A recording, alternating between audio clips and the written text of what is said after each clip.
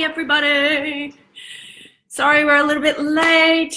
It is Mercury retrograde and we have a few little bits and bobs happening on our general usual spot that we do our training Thursday on.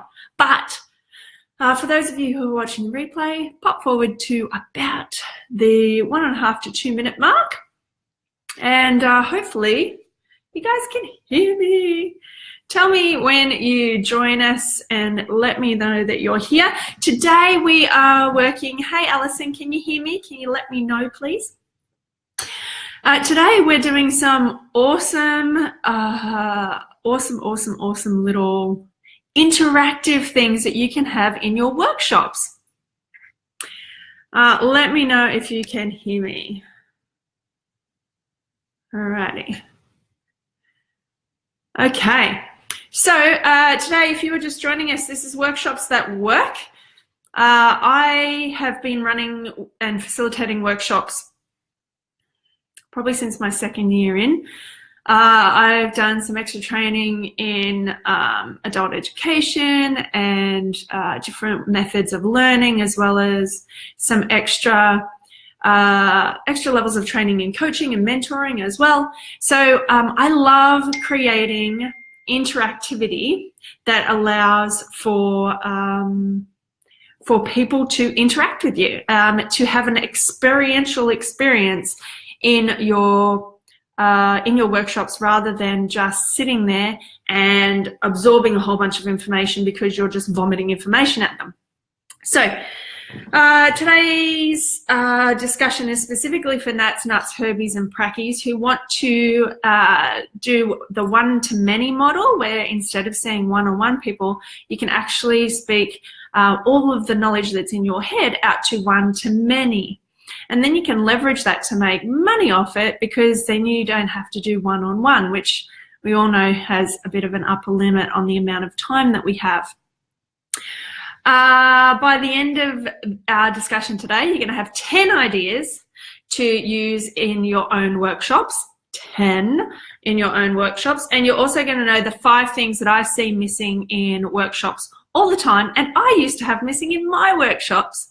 But as soon as I did and noticed these 5 things and addressed them, I started making huge amounts of money in speaking, interactive workshops and speaking gigs in different organizations, corporate and to the public.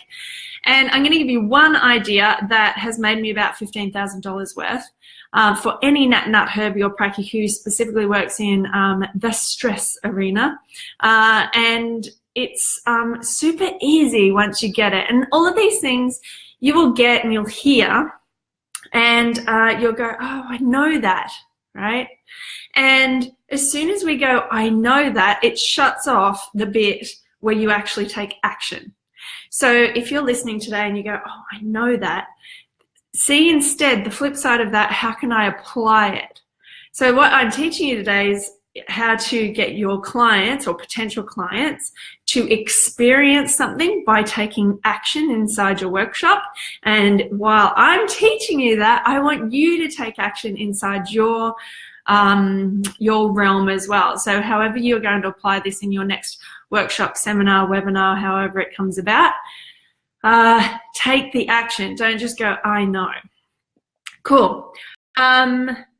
So another tip on that, one of the big things I love is if you were to go to a gym and the PT stands there and explains all of the treadmill to you, explains how it works, explains all the buttons, and then explains all the amazing tech that's in it, and then explains, you know, all of the safety hazards, and then explains how exciting it can be and what it can do for your body, and then for 45 minutes they sit there and explain it all. How much are you going to learn, and how much are you going to improve your health by sitting and listening to that? Not much, right? Sitting and listening to it isn't going to change anything for you. We are so swimming in information, but it's an entirely different thing to get on the treadmill and do the things that we need to do to get the thing done. And so the doing, the experience, what it feels like to take action is very different, and it hits on a part of us as humans. It's called kinesthetic learning. There's 3 different learning styles, and many of you guys who do lecturing and things like that will know about the learning styles of behavioral change model. But learning styles, some people are visual. Oh, well, we've all got audio, visual, and kinesthetic. So you could be hearing things and absorbing information that way. You could be seeing things and absorbing it that way. I'm partially kind of photographic memory. So when I was learning things, I would see it as the picture that I had drawn out. And then kinesthetic is how we actually physically do things. We see it a lot in clinical practice with kids with ADHD and spectrum kind of disorders. That their particular learning style is much more a kinesthetic learning style. Dyslexia as well. The way in which information comes in really easily if we're in it, if we use our body in it. And that's what I'm trying to get across to you guys today, that your workshops can work better if you come across on all of these different learning styles and not miss any. So that's number 1 that I see missing in our workshops, is that we just sit there and spout off a whole bunch of information, and I have totally done it myself. I remember one of my first workshops, and I had an amazing friend of mine come along, and she said, "It's so cool, I love it, my brain vibes when you talk, and it's so cool, I really get what you're talking about, and how, you know, these hormones work with the liver, and the liver works into the gut, and the gut gets them out. I totally get it." But everybody else in the room just got vomited upon with lots of information, and they're going home just full of information. And I sat back and I really took it in. Apart from, you know, getting that kind of feedback can really, but I put my all into that. Didn't you see my slides? But being vomited on with a whole bunch of information doesn't help the person to then take the action. A lot like standing there explaining what the treadmill looks like, sounds like, feels like, what it does, how many buttons it has, how it works, isn't going to actually get the person on the treadmill. So hi to everybody who's just joined us: Alison, Kirsten, Carla, Jeanette, Louise, Mel. Please ask any questions along the way. But we're into the second thing that is generally missing to make a workshop work. So the first one was learning styles and being applicable to all learning styles, particularly the kinesthetic learning style, instead of vomiting information on everybody. Number 2 is making things interactive. When we do things by ourselves, nobody can tell what's going on in our head. When we do it by ourselves, or when we don't have to get into a conversation, no one can tell if there's any questions going on inside our head or if we're off track. Being interactive, activating with somebody else, being interactive allows for a conversation to happen, a 2-way conversation to happen. And being interactive allows for not just you getting in your own head, or your potential clients, the people who are listening to your workshop, getting in their own heads. They're able to get feedback on if they're thinking, what they're thinking is right, and then it brings about a loop where they can learn more information. Interactivity also builds upon things that people already know to things that they don't know. So creating something that's interactive is hugely important when it comes to running a workshop. Again, you don't want to be the person that just vomits a whole bunch of information. And again, you know, I've got multiple degrees, multiple diplomas and certs and all sorts of wonderful things. And I'm a lover of knowledge. I'm a collector of knowledge, a lot like you guys. But that's not helpful because we are in such a society at the moment where you can Google anything, information is at your fingertips. So people don't need more information. They need to integrate what they're learning on a physical level, what they're learning on an integrative level. So To create an interactive workshop. Who here is someone who wants to run workshops or does currently run workshops for one-to-many people? So you might be a naturopath and you might be thinking, hey, I want to do a gut health workshop. You might be a nutritionist who has decided that they want to work with schools, and you want to get into a play group and you want to have discussion about lunch boxes. Maybe you are a herbalist who wants to go and explore and take people to the local community garden. Whatever it is, are you doing that right now, or are you thinking about it? If you're thinking about it, give me a little thumbs up so that I know where we're all at. Louise says, I've got one booked in for 2 weeks' time. Alison's got a hand up. She wants to. Yes, yes, yes. Awesome. Anybody else?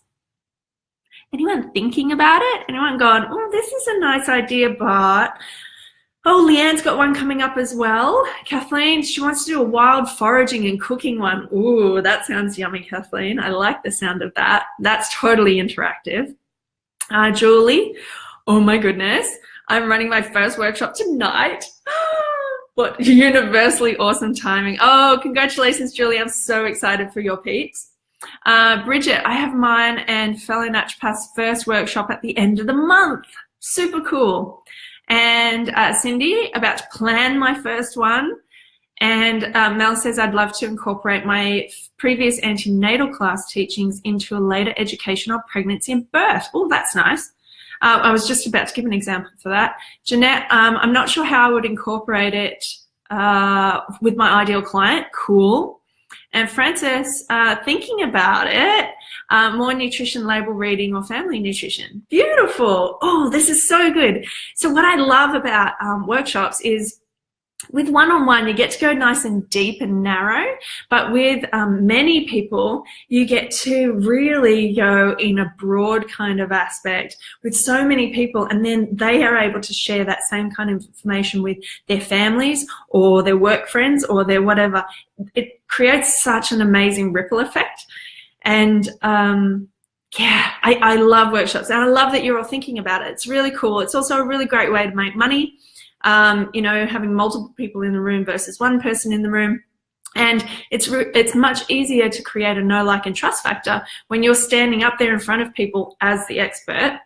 And I use expert lightly. It's just you happen to be in front of the room because you have done more study and more information and more experience than the next people in the room. So you are standing there in a place of authority, and in that place of authority, instantaneously there's a know, like, and trust factor when you're creating that environment in the room. So somebody's more likely to book in with you one-on-one or for your retreat or for your next thing up in your business model.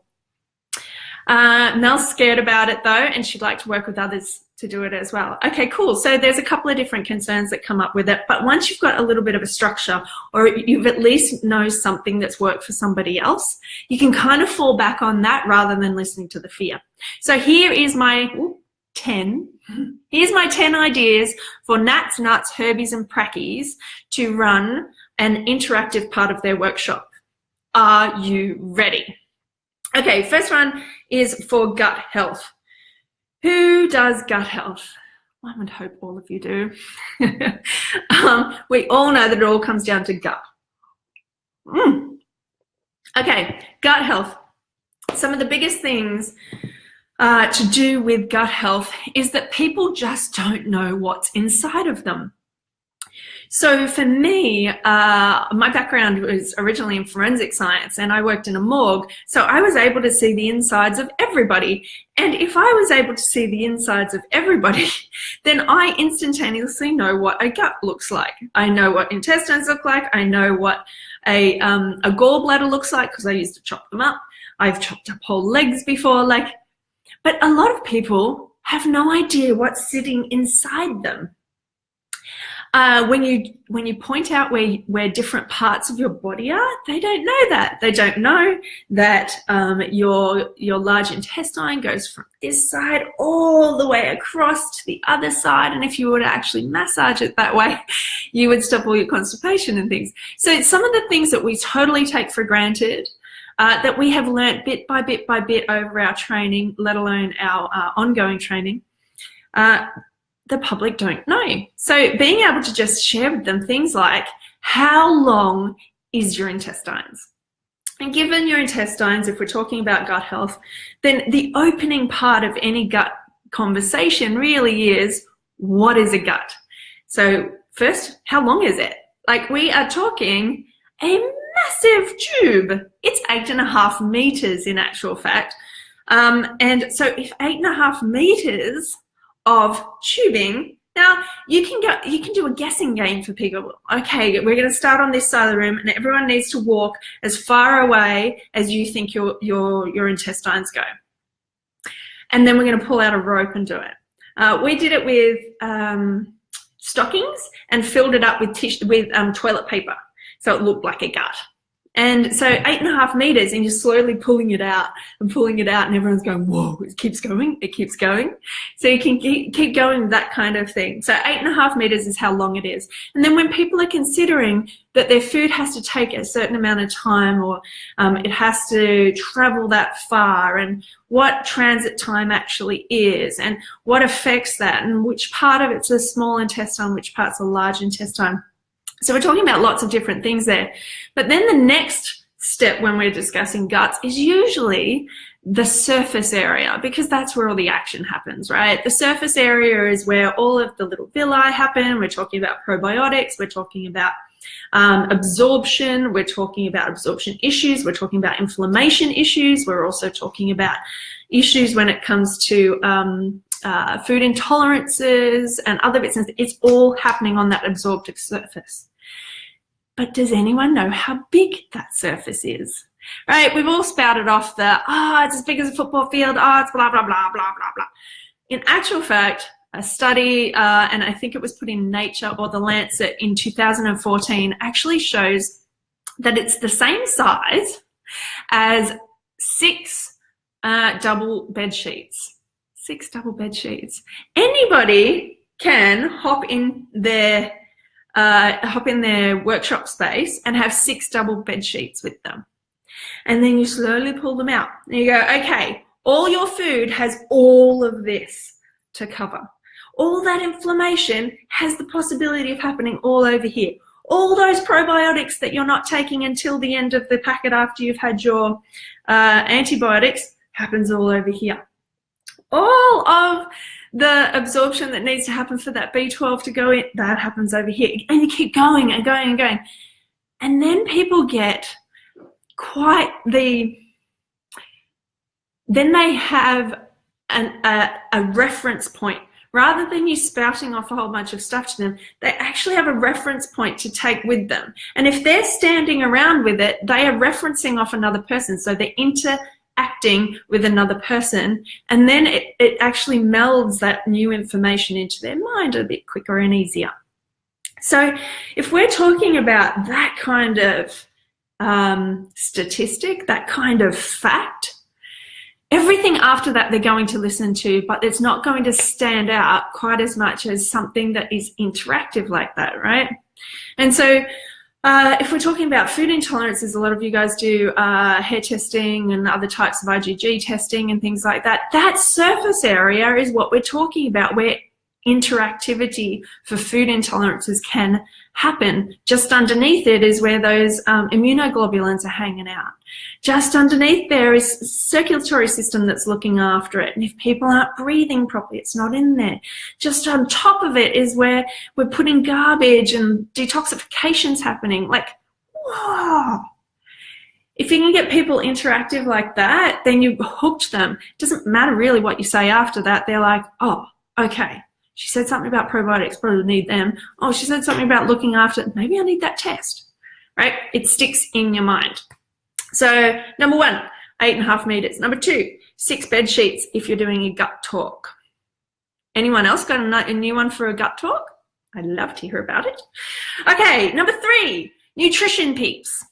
Put your hands up, nutrition peeps. Big thumbs up, please, if you are listening.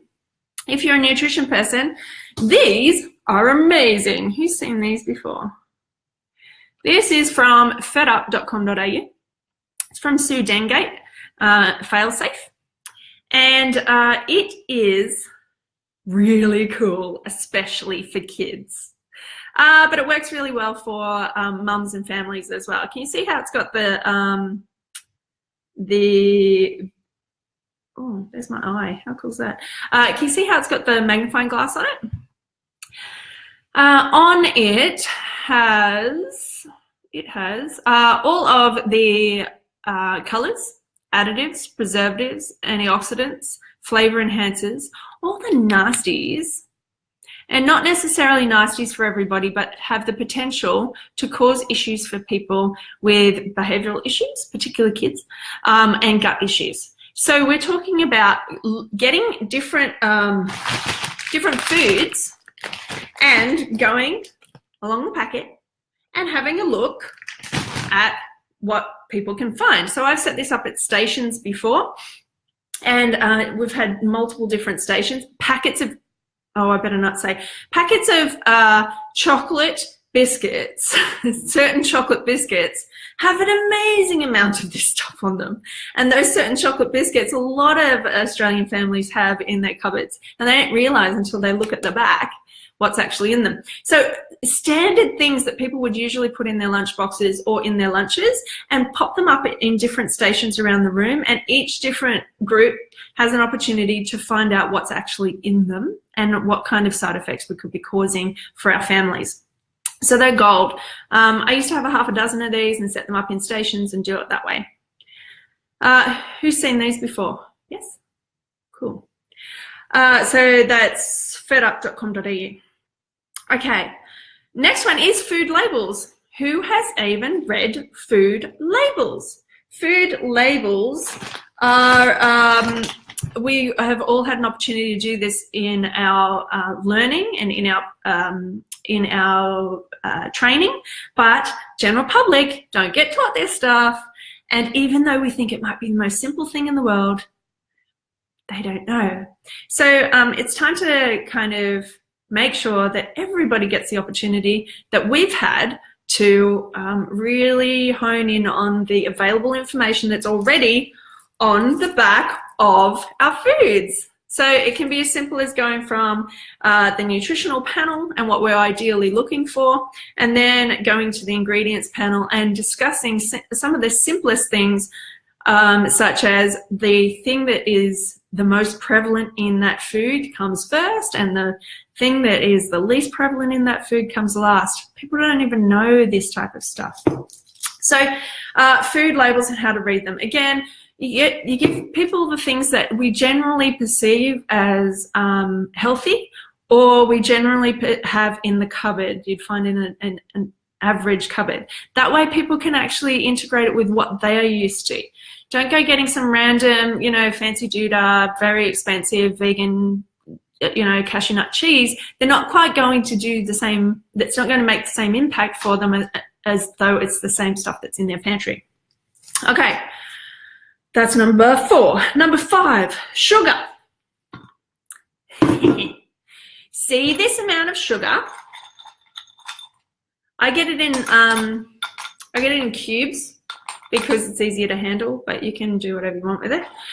So, because each of them is a teaspoon, so it's easier to count. So all of this sugar is in one of these. And all of this sugar takes however many minutes to burn off. So putting bowls of a particular amount of sugar and getting people to try and match how much sugar is in each.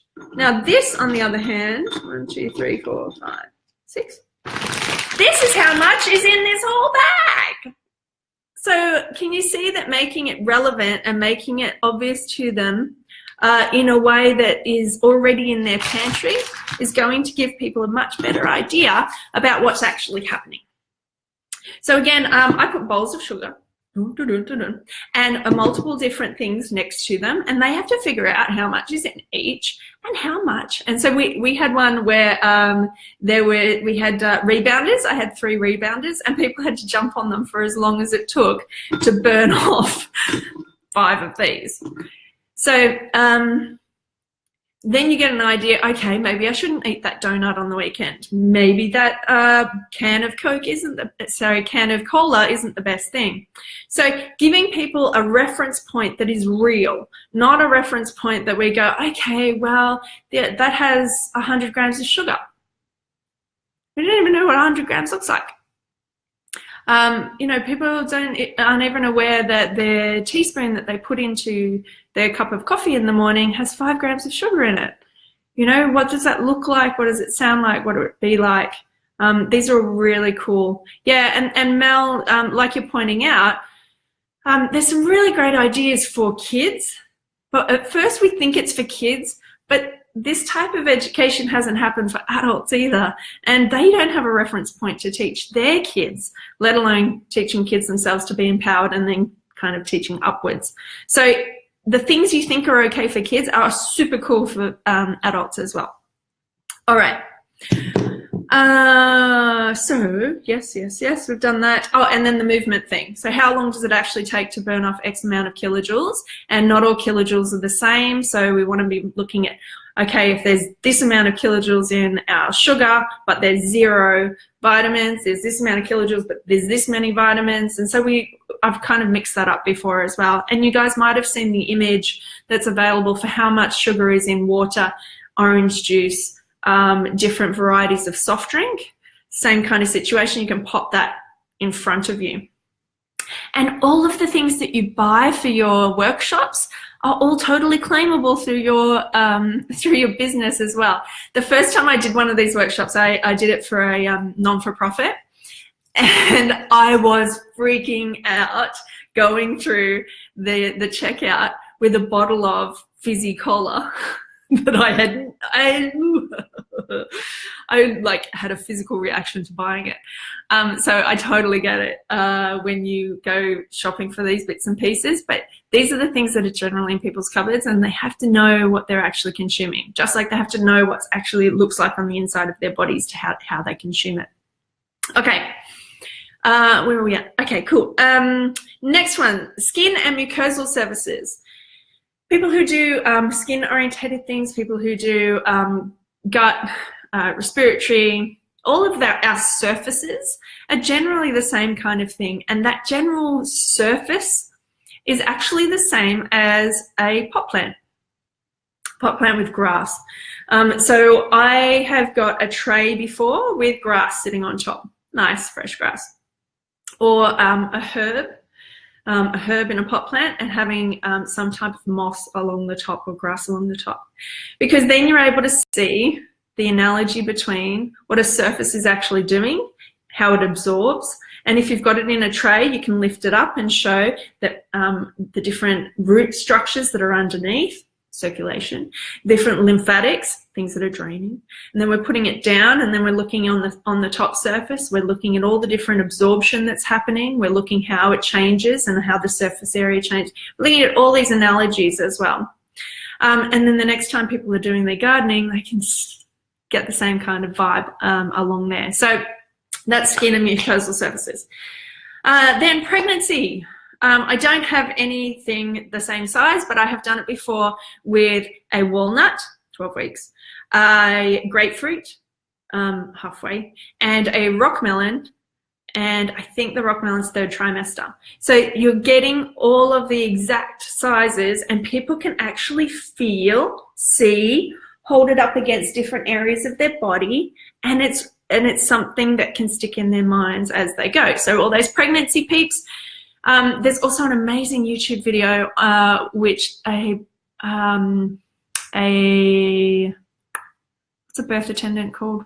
A midwife who was doing amazing example of what it's like to actually have the cervix get wider and wider, and she did it with a balloon. So check that one out as well.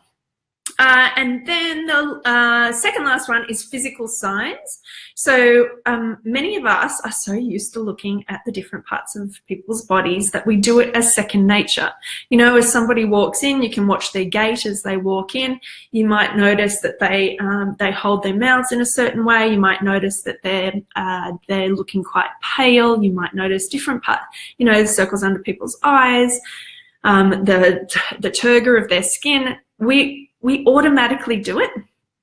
But again, the general public, they're not sure and they don't know. And it's really empowering, especially for kids and teenage girls, to get them to pull down their eye and have a look at the conjunctiva. Maybe you're going to get them to pull back their hand, have a look there. Maybe you're going to get them to look at their nails. You're going to show them and empower them with the signs and symptoms of possible nutrition deficiencies for themselves.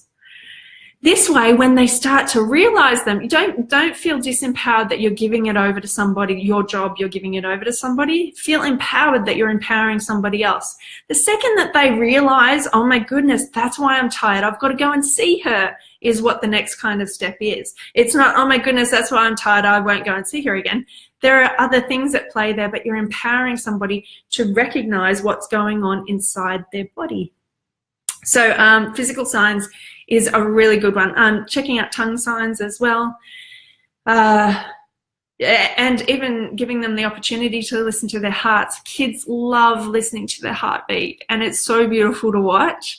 And it's an amazing thing to be able to tell them all about what's actually happening there, how to look after it, how to calm it down, how to breathe, how to move really fast.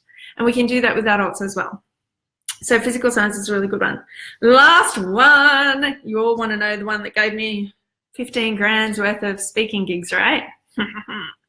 Okay, so my specialty, my favorite subject area is adrenals and stress. And I wrote a book on adrenal fatigue and how I helped thousands of people and myself heal from adrenal fatigue. And so I used to do a lot of talks around adrenal fatigue and what your adrenals have to go through every day. And this is not a condom. It's a balloon. They are cheap, they are easy, they are accessible to pretty much everybody. You can throw out a whole bunch of them depending on how many people in the room. I've done this with over 200 people in a room before. Particularly women who claim to be busy. Whenever we hear the word busy, the underlying precursor to that is cortisol and adrenaline freaking out. So it's easy for us to see that adrenal glands are freaking out. You can see it in someone's eyes, you can see it in the way that they hold themselves, you can see it in the way that they conduct themselves throughout the day. But until you slow somebody down to make a connection between them and their adrenal gland, they're not going to know. They're just not going to know. You can tell them and tell them and tell them, just like the treadmill, but until they actually get on the treadmill, they're not going to know. So here is the example. If you have stressed out women, if you have anyone who is that high performance type, anyone who you are going to do a talk on specifically adrenals, this is the way it goes. This is your adrenal gland. They sit on top of your kidneys. They look like squishy stress balls, and they look slightly pyramid shaped. This is it for the time being though. And every single time I'm going to talk to you about the average day for an average busy woman. Every single time that I describe something that is relevant for you, that has happened for you the past week in a 24-hour period, you need to blow in the balloon. Every single time something happens, these are all times where your adrenal glands are pumping out cortisol or adrenaline to help you get through. And this creates a pressure on your adrenal gland. So are you ready? And then we go from the start of the day. We go from when you wake up in the morning, is the first thing you do is turn on your phone and look at your phone and have some type of moment of worry about work, about your friends or family, about how many likes you got or didn't get, about is the first thing, and blowing your balloon if that's true for you. If the first thing you have in the morning before anything else is a cup of coffee, blow in the balloon. If then the next thing that you do is feed everybody else except for you, blow in the balloon. If then you skip breakfast and you just have the coffee for the day, blow in the balloon. If you're then stressing or creating a road rage situation on your way to work, blowing the balloon. If you get worried even before you walk in the door at work about something that happened previous day, blowing the balloon. If you get to work, and so we're just talking about the average kind of day where we're already building up. And the vast majority of the time, for people who have those stressors on their cortisol, like caffeine, alcohol, actual emotional stress, mental stress, like focusing on something for too long or being on technology for too long, physical stress of sitting down for too long, not having time out in nature or not laying flat when they need to. Anything to do with those, and we're just describing a normal day, you'll find that by about the midday, you'll have half the room blowing this thing up, freaking out that it's going to pop on them. Then we get to the 2 to 4 o'clock kind of situation where we can describe to them waking up feeling unrefreshed and then having a craving for a nana nap in the afternoon, and then getting to dinner time and it being the best time of the day, but we're going to have a wine to wind down. And then we hit a wall about 8 or 9 o'clock, and if we don't go to sleep then we actually push through and we call ourselves a night owl. By that time, the vast majority of the room is already blowing this up, and this is the clincher then. If you've already got a big balloon and you're worried already that your balloon is like this, imagine what your adrenals are doing every single day.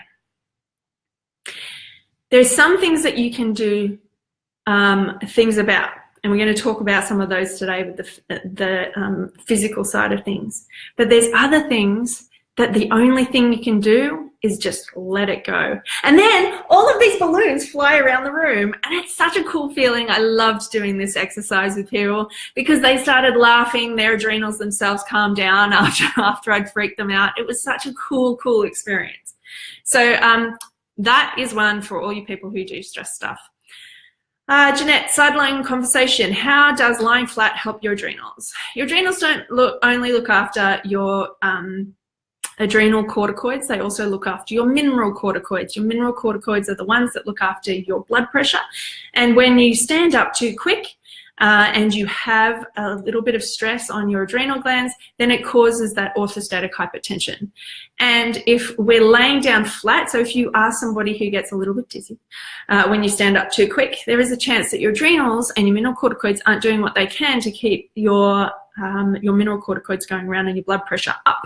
So if you lay flat for about 20 minutes, your cortisol, when they've tested it in clinical trials, has the chance of actually self-regulating. So if it's too high, it'll come down. So if it's too low, it'll come up. It'll self-regulate and modulate rather than one way or the other. But it has to be around 20 minutes of laying flat, and then you can get the goodness of it being modulated for around about another half a day after that. So hopefully that answered your question, Jeanette. Okay, that is the adrenal one. Okay, so we have now covered number 1 out of the 5 things that are missing in workshops that work is learning styles, making sure we cover everybody. Number 2 is keeping it interactive, and I've just told you 10 things that you can do in your Nat, Herbie or Pracky workshops that will make it more interactive on many different varieties of places. Number 3 is creating an actionable step.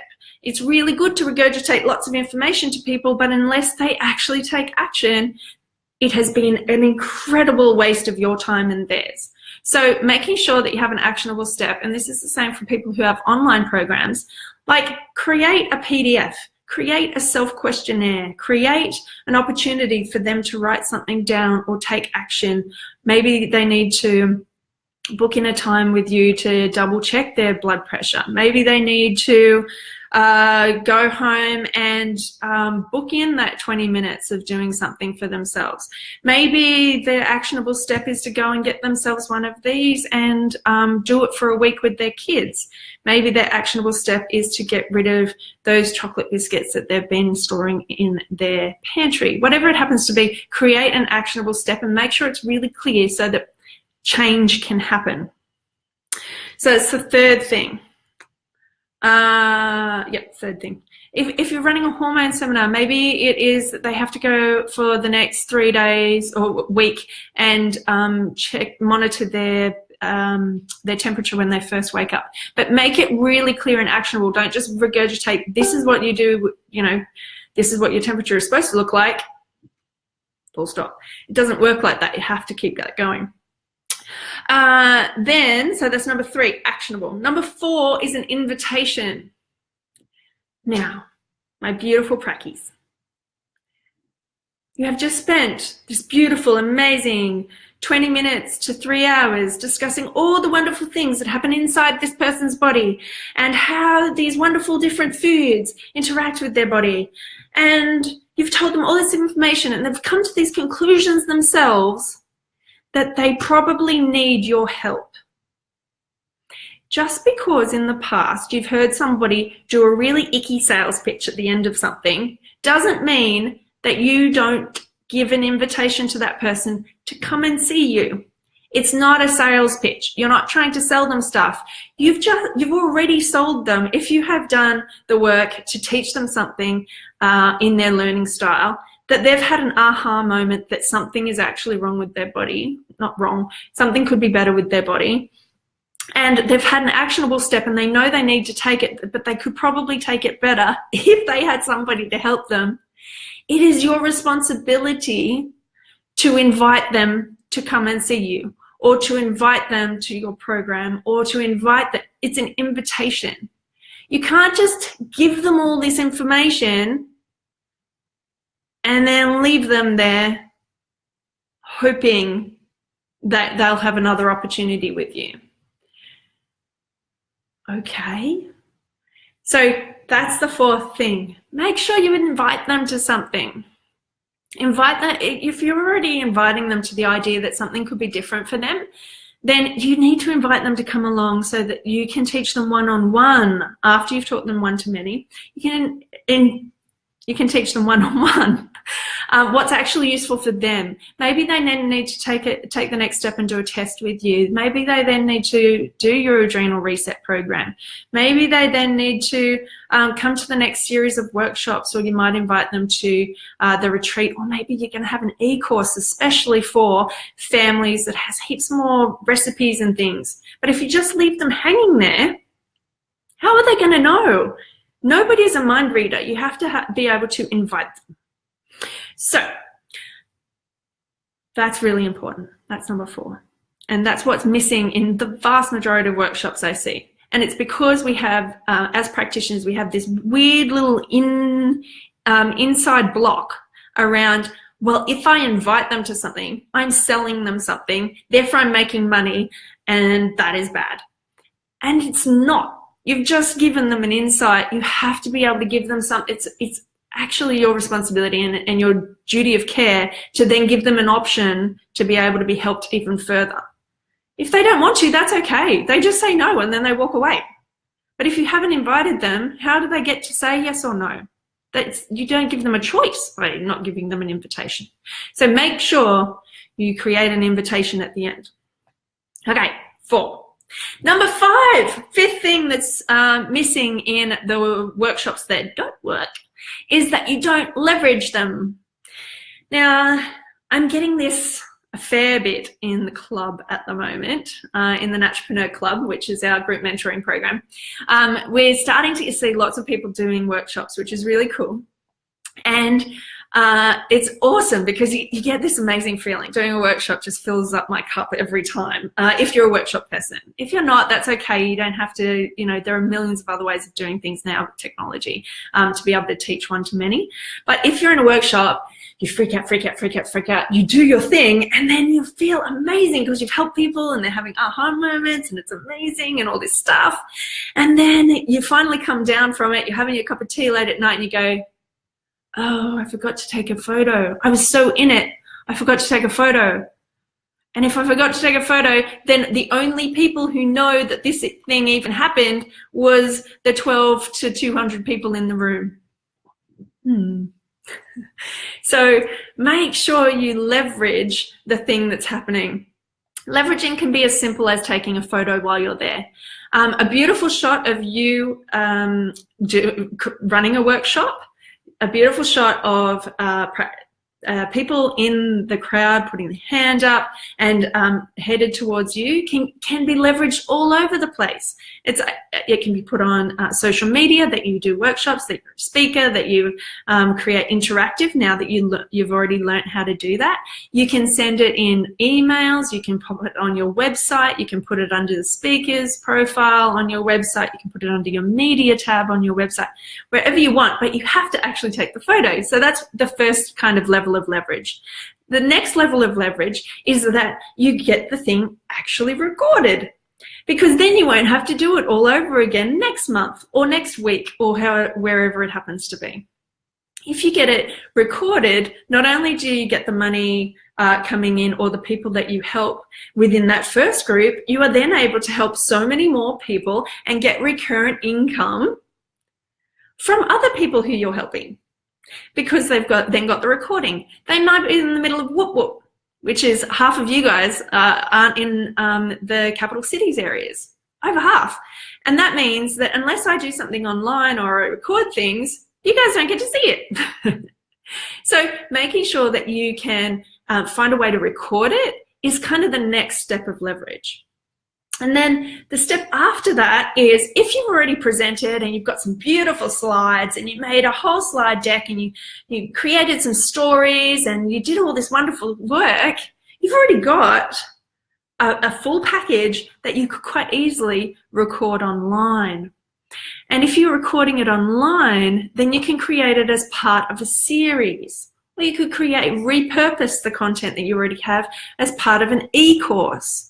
You can repurpose the piece of content you already have as a webinar. There's all sorts of other next level things, but you have to be able to leverage it. Otherwise, it's this standalone thing that only the people there have had the experience of having. And then lastly is, if you've run it once, you know the feedback that you can get. Oh, that worked, that didn't work, maybe I need you to process that. And then you can create it for somebody else. So you might have done it for a playgroup, then you could do it for a school. Maybe you've done it for the school, then you could do it for the teachers. Maybe you've done it for teachers, then you could do it for the PNFs of all of the whole state. You could do whatever it happens to be, it could grow. And you can repurpose that same content, that same thing in different areas instead of having to create something new every time. Okay, so if there's any questions, please ask them now. Otherwise, we have covered the 10 ideas to make money in your workshops, 10 ideas to make your workshops interactive, specifically for Nats, Nuts, Herbies, Praccies. We have covered the 5 things that are missing that actually make workshops not work, and they are making sure that you are checking in with people's learning styles or behavioural change, making sure that your workshop is interactive, making sure you have an actionable step so that people aren't just getting more information, making sure the number 4 is inviting people to the next steps. It's your responsibility. It's your duty of care to invite them to their next steps of their health journey. And number 5 is making sure that you have leveraged your time, that it isn't just a one-off that is never used again. Okay. If there isn't any other questions, I am so, so grateful for you guys to show up here today to learn something that you can apply in your practice. And just like every other training Thursday, you need to take some action. Otherwise, I am standing here doing exactly the same thing I'm telling you not to do, which is explain what the treadmill does and describe what the treadmill does. And you get all excited about the treadmill and then you do nothing. So I saw all of you guys writing down right at the front all the things that you want to do. You are coming out with pregnancy ones. You're coming out with workshops and talks coming up, lunchtime ones. You are coming out with talks for schools and families. You want to come out with talks for mental health. You want to come out with a gut talk. Some of you have talks coming up this evening. How can you apply those 5 principles that I told you today, or just one of them, to make your workshop work for you? I am super excited to see what you guys create. If you are in the Naturepreneur Hub, make sure you share it with us and celebrate any day if you've used any of these tips or tools, or if you just want to celebrate the fact that you did a workshop, because it's an amazing feeling once you're done. If you're not in the Naturepreneur Hub, come and join us over there. We have conversations like this every day. And if you are wanting to come and hang out with all of us in a real live workshop that I am creating, even next level interactive to what I did last year with the Success Sessions, come along to the Revolution series, the Naturepreneur Revolution series, which is in a state capital near you, Australia and New Zealand, in June 2018. And I will catch you guys in real life and high five you and blow balloons with you and stick Post-it notes everywhere and do all sorts of yumminess in our next live series of workshops, and give you hugs because I'm a hugger, and share tea with you. And I am super excited to meet you in real life if you are coming along for those. Otherwise, take the action you need to take to shift your business and to make your workshops work. Awesome. All right. I'll catch you guys later. Thanks for being here.